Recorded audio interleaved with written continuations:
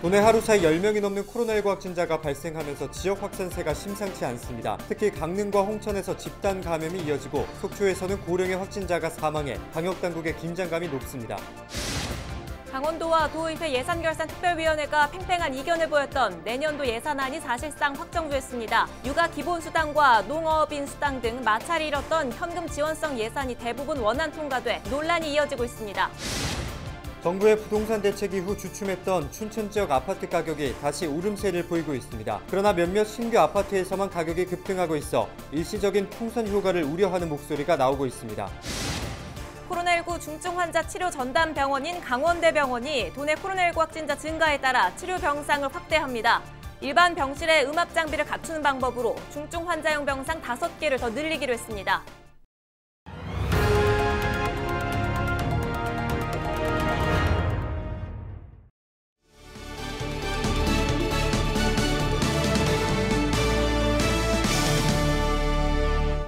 여러분 안녕하십니까? 헬로티비 강원 뉴스입니다.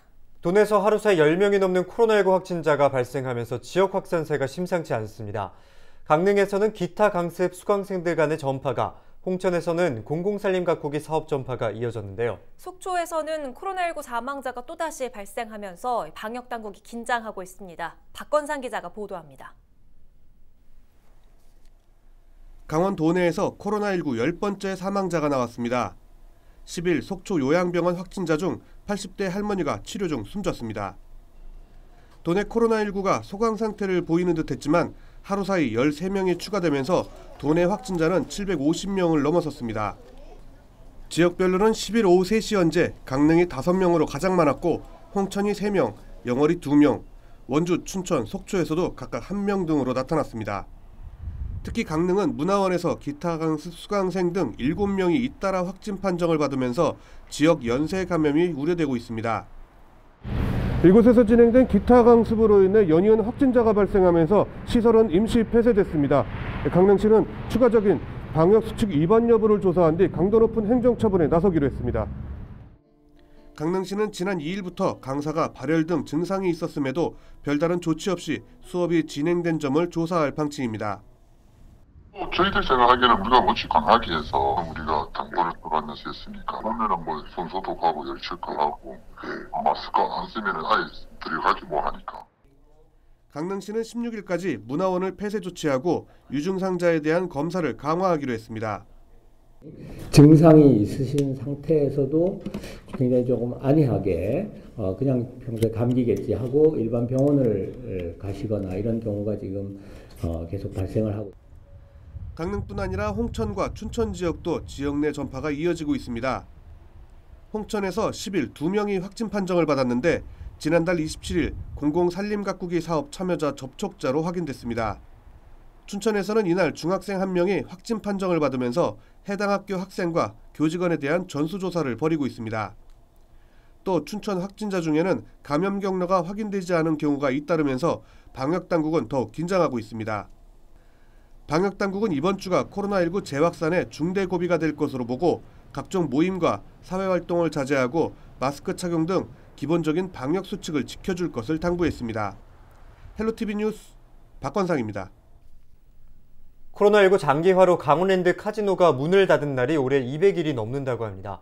연이은 휴장은 곧 영업 손실로 이어졌는데요. 강원랜드가 영업에 차질을 빚으면서 대주주인 한국광해관리공단 역시 배당금 수입이 줄어 타격을 입기도 했습니다. 공단이 추진하는 폐광지역 관련 사업들이 영향을 받지는 않을지 우려의 목소리가 나오고 있습니다. 김선화 기자가 취재했습니다. 강원랜드가 또 멈췄습니다.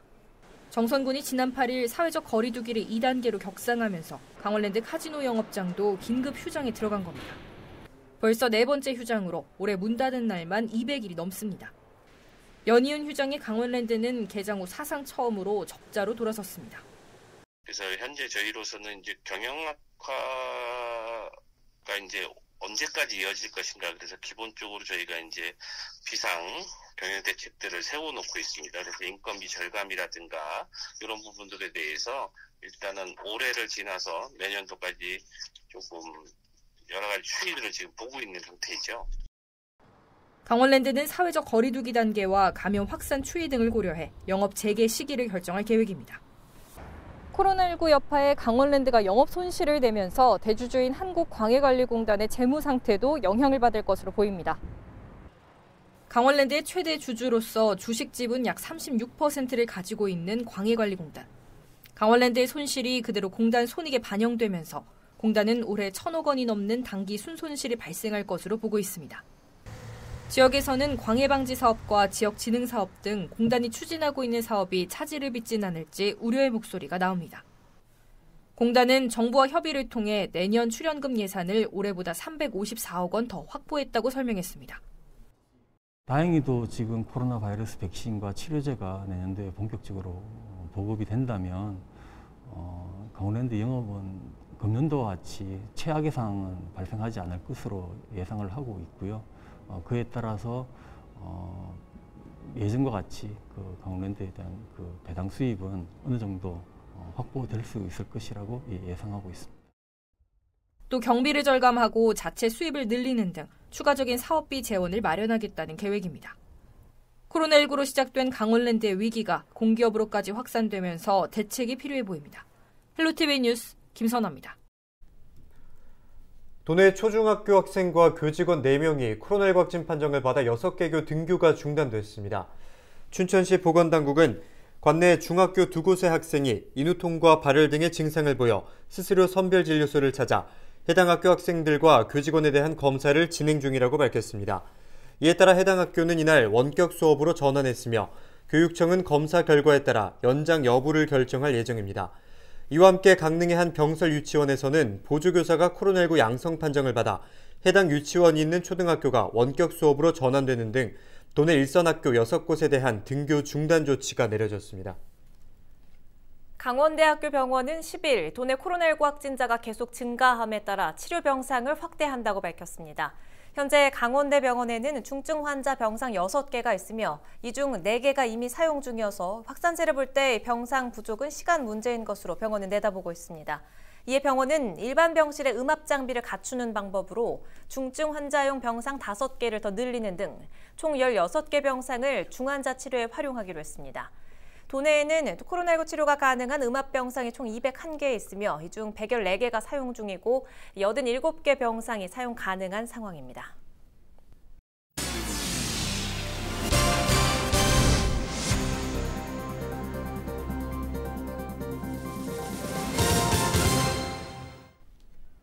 강원도의회 예산결산특별위원회가 내년 강원도 당초 예산안을 확정지었습니다. 강원도와 도의회가 개수 조정에 이견을 보이면서 난항을 겪다가 5일 만에 극적으로 타결됐는데요. 육아 기본수당과 농어업인 수당 등 마찰이 일었던 현금 지원성 예산이 대부분 원안 통과돼 이 논란은 계속되고 있습니다. 한재영 기자가 보도합니다.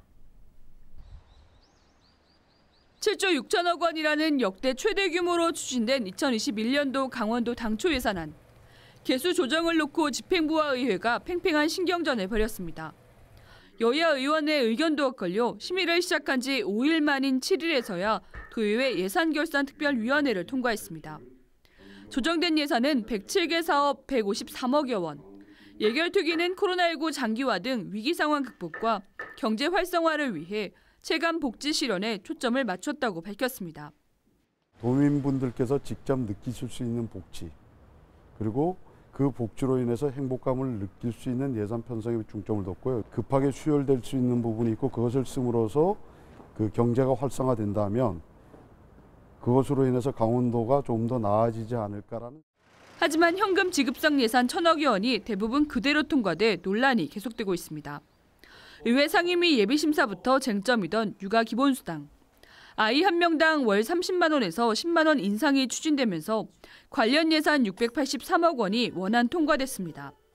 기존 복지 예산 삭감으로 농민단체들도 반발했던 농어업인 수당 375억 원도 그대로 처리되고 상임위 예비심사에서 전액 삭감됐던 플라이 강원 운항 장려금 60억 원도 모두 살아났습니다.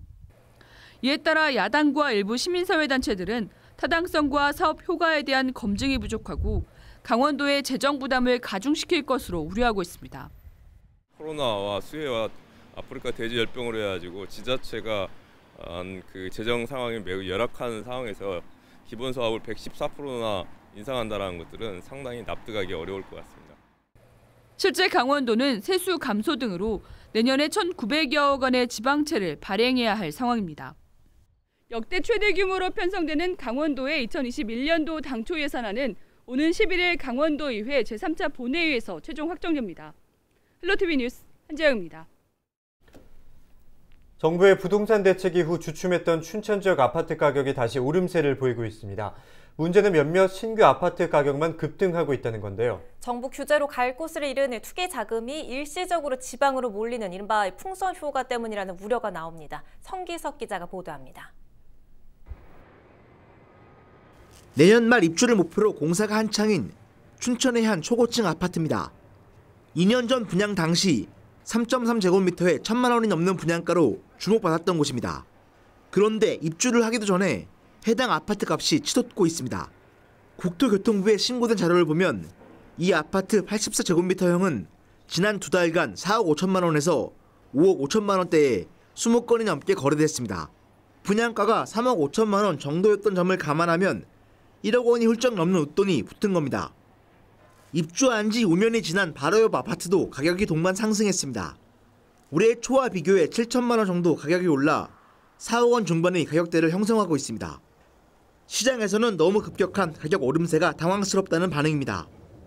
광고 얼마를 부동산에다가 팔겠다고 얘기했을 때는 그냥 반신반의했는데 그 가격에도 사겠다는 사람이 나타나면 조금만 깎아주면 사겠다 이런 사람이 나타나서 되게 좀 의아했고 그래 그럼 이참에 좀 많이 남았으니까 팔자.